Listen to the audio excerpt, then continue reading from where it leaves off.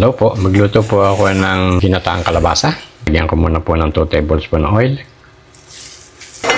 Putin. Mag-fry po na kahit na konting hipon na maliliit, pampalasa. Sariwa po ito, na-blanch ko na. Prito ko muna po. Marami po sa palengke na ganito kaliliit na hipon, pang sahog-sahog. Ginagawa ko po, bibili po ako ng 1 kilo, tapos ilalaga ako ng kaunti, mga 10 minuto, then itatabi ko sa freezer. I-divide ko na ng ganyan lang kararami para panahog-panahog.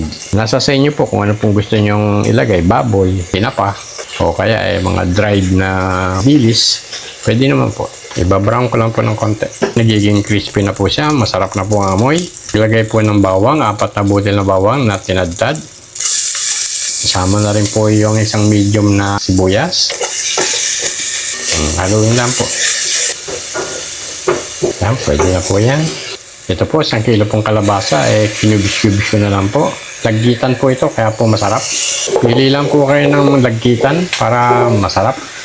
Haluin nyo lang, halo-halo. Moisture na lang ng 1 minuto bago lagyan po ng tubig. Buksan ko na po, naka 1 minuto na. Lagyan ko po ng 3/4 cup na tubig. Buhos ko na po.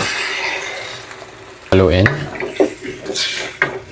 Pakuluin po ng 5 minuto. Takpan. Balikan ko ng 5 minuto. Buksan ko na po, naka 5 minuto na. Haluin ko pong saglit.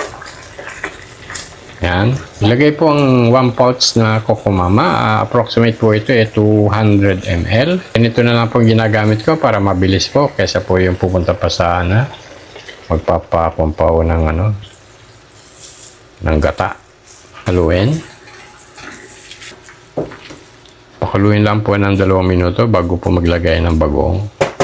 Yan, takpan. 2 minuto lang nakukulo. Naka 2 minuto na. Buksan ko na. Yan po ng 1 tablespoon na bagong gisado. Ito po, ready na po ito. 1 tablespoon lang po. Tansyahin ko na lang po. Ito po 1 tablespoon. Lagay. Haluin. I-simmer po ng 5 hanggang 8 minuto. Buksan ko na po at naka 5 minuto na. Lagay po ng 1/2 cup na malunggay leaves. Ito pong malunggay leaves naka-frozen po ito para anytime po kung gagamit ako naka-ready lang. Hindi po masisira kahit na umabot po na 1 buwan sa freezer. Basta tatanggalin nyo lang po yung dahon kasi supot nyo lang. Lagay ko na po. Nahugasan ko na po ito ng maigi.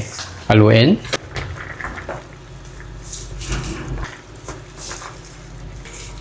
Yan po. Lagyan po ng siling iba para pang pitik ng aroma, para masarap. Diyan lang po sa ibabaw. Ito po ang huling pampalasa, 1/2 teaspoon na patis.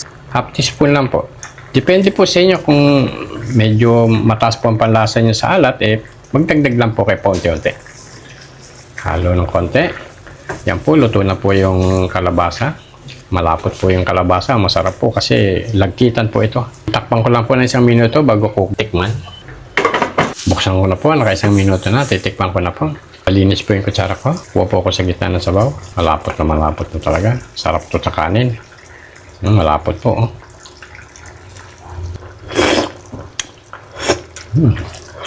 Sarap. Manamis-namis po ang lasa. Yung pong alat niya sakto lang po. Yung pong siling haba humalo po yung flavor ng konti. Mainit na kanin, masarap po itong iulam. At pare sa pritong tilapia, pritong galunggong. Marami pong salamat. Kung sino pong gusto na sumubok, subukan niyo po. Hindi kayo magsisisi.